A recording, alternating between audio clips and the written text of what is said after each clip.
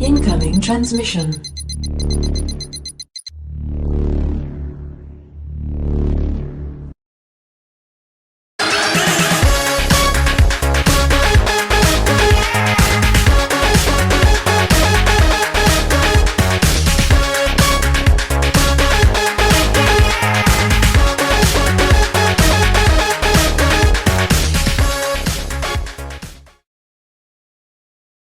Welcome, Watchers of Illusion, to my Castle of Confusion. It's the 23rd of January, and I've got a NES game for you to check out. Have a look at this.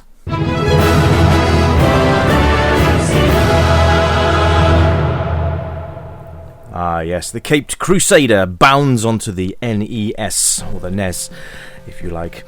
I hope you like the new intro, by the way. I thought, new year, new intro, you know, all that. I'm a bit late in January to do it, but I thought, oh, what the hell. But anyway, one of my favourite games on the NES is Batman. Yes, the Caped Crusader made his way onto the Nintendo, which was great. Actually had this game and loved it to bits, and I'm hoping you guys will enjoy this. I haven't played this game for ages, so you'll have to excuse the noobality of it all. That should be a finishing move in Mortal Kombat, shouldn't it? Anyway, you take the part of the Caped Crusader and you must battle through the levels to reach the Joker. Pretty standard affair.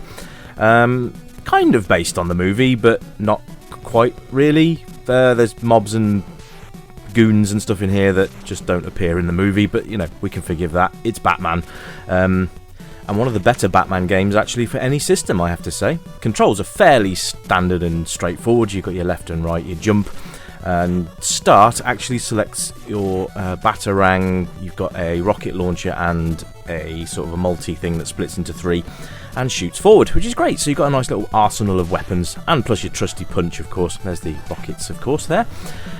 Weapons, ammunition, you basically pick up as you go. The bad guys do drop those. You also have this really handy wall jump, which I just did then randomly.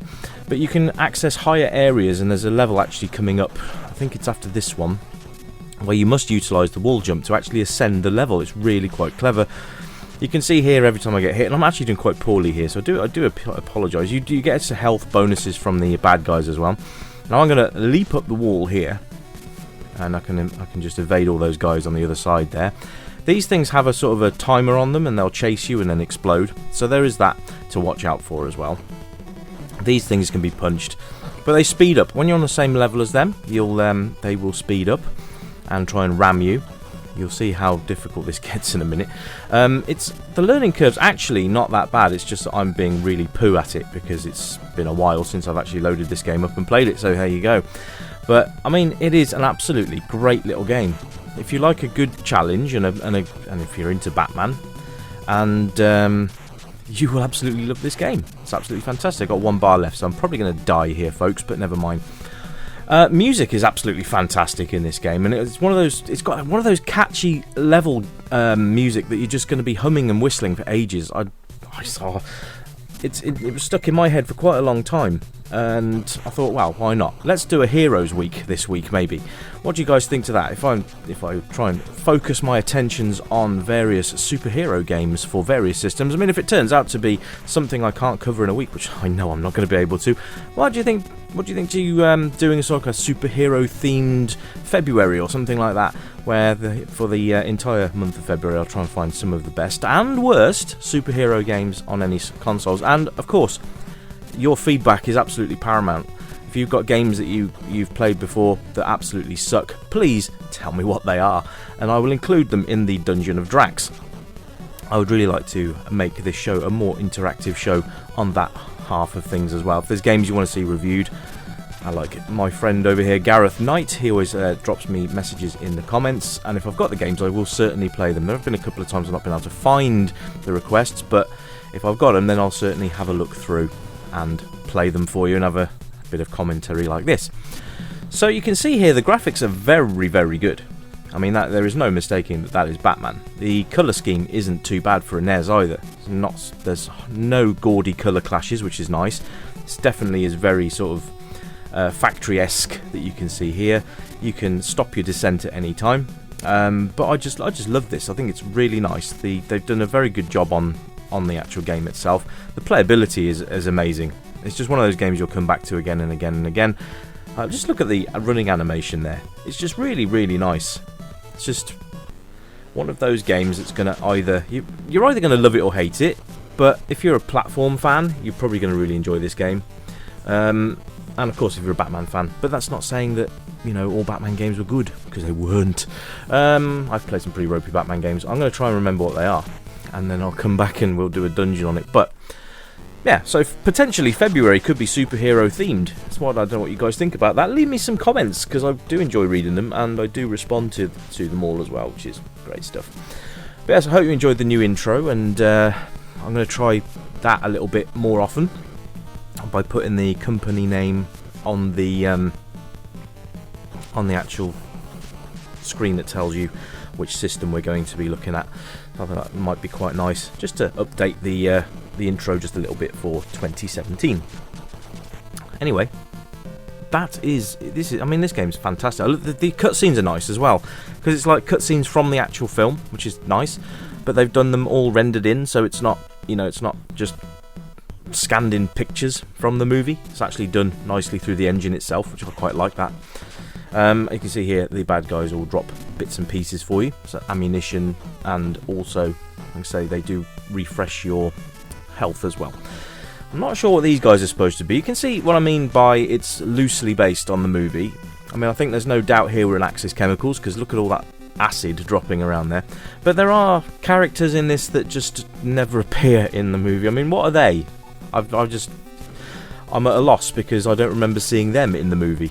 In fact, it was mainly Joker villains in the movie, goons, and I don't remember seeing flamethrowers in there either. But I can forgive this, because this game is just fantastic, and I think anyone would enjoy having a bit of a blast on this. There's just so much to do, really. It's a class platformer, and they've really designed the levels well. I quite like the fact that you can switch between weapons fairly easily just by the push of a start button.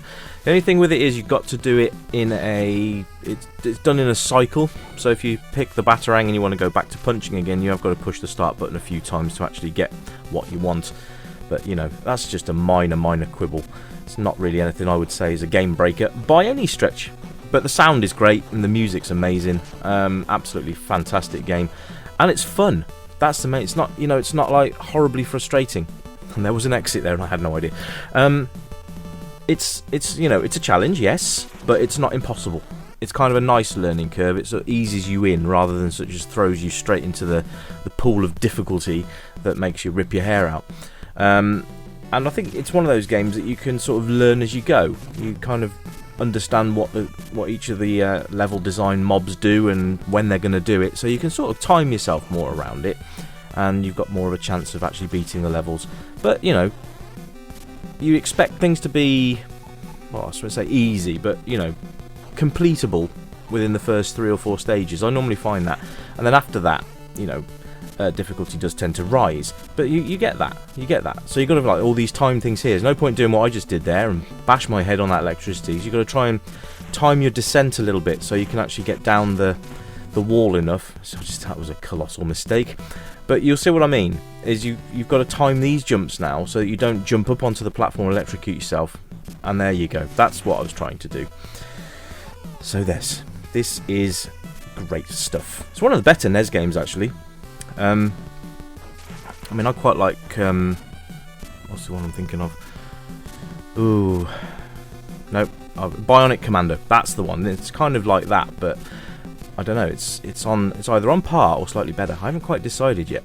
But anyway, folks, this has been Batman on the Nintendo Entertainment System, and I hope you've enjoyed it. Thanks ever so much for tuning in, I do appreciate it.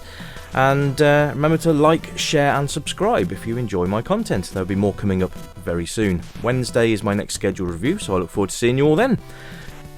So, bye-bye for now, folks.